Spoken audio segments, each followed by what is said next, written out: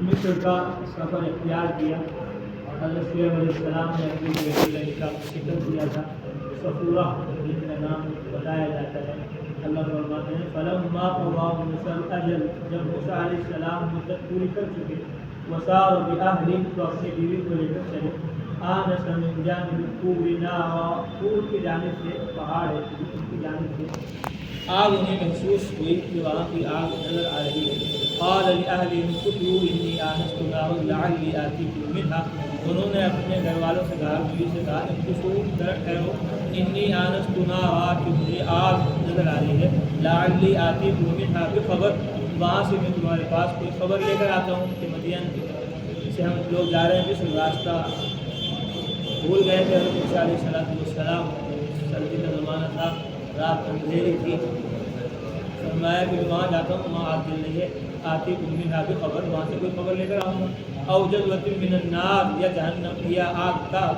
کوئی شعلہ لے کر آ جاؤں، لعلکم تصطلون، تاکہ تم سیک لو، کیونکہ سردی ہو رہی تھی، یہ تو کوئی ملے گا وہاں رہبر جس سے راستہ معلوم ہو جائے گا، ورنہ تو آگ کا انگارہ لے کر آ جاؤں گا اور اس سے تم آ کر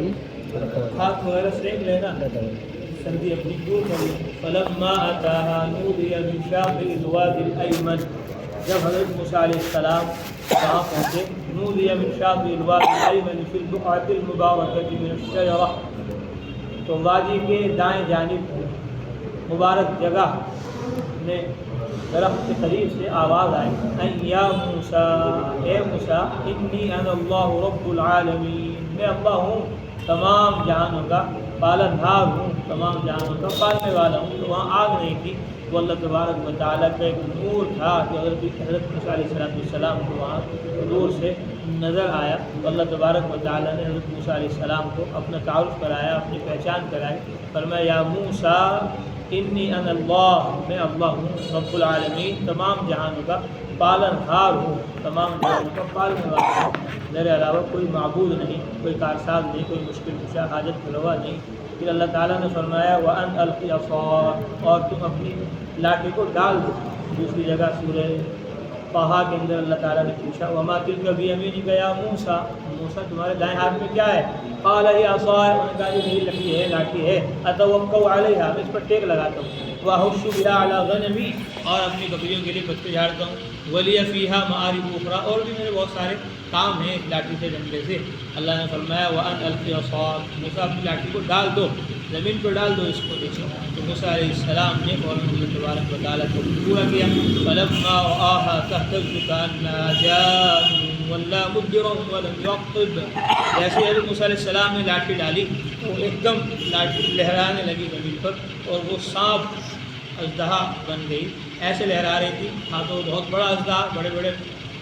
چٹانوں کو، درختوں کو نکل رہا تھا، لیکن دوڑ رہا تھا اس طرح جیسے کوئی ہلکا پھلکا سانپ بھاگتا ہے تیز رفتاری کے ساتھ۔ فلما رآها تهتز، جب حضرت موسیٰ علیہ السلام نے اس کو دیکھا کہ وہ لہرا رہا ہے، کأنها جان، گویا کہ وہ پتلا سانپ ہے، ولا مدبرا ولم يعقب، تو موسیٰ علیہ السلام پیٹ پھیر کر بھاگے، ولم يعقب، اللہ فرماتے ہیں پیچھے مڑ کر بھی نہیں دیکھا۔ یا موسیٰ، آواز آئی، اے موسیٰ، اقبل ولا تخف، آگے بڑھو، ولا تخف، خوف مت کرو، انک من الآمنین، تم امن میں ہو، تمہیں کوئی خوف نہیں، کوئی خطرہ نہیں ہے، تم اس کو اللہ کے حکم سے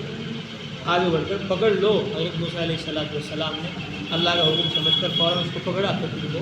لاٹھی بن گئی۔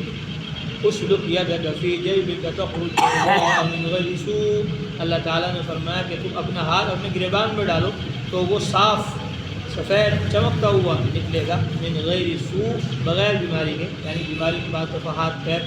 سفید ہو جاتے ہیں، چمکنے لگتے ہیں، تو وہ بیماری کی وجہ سے نہیں ہوگا، بلکہ وہ اللہ تعالیٰ کی طرف سے معجزہ ہوگا جو تمہیں ملے گا۔ فرمایا وَاضْمُمْ إِلَيْكَ جَنَاحَكَ مِنَ الرَّهْبِ، اور آپ اپنے ہاتھ کو، اپنے بازو کو اپنے سے ملا لو، من الرہب، خوف کو دور کرنے کے لیے، یعنی سانپ وغیرہ سے کوئی ڈر خوف آپ کو محسوس ہو، آگے بھی کوئی ڈر کوئی خوف کی بات ہو تو آپ اپنے بازو کو ایسے لگا لو اپنے،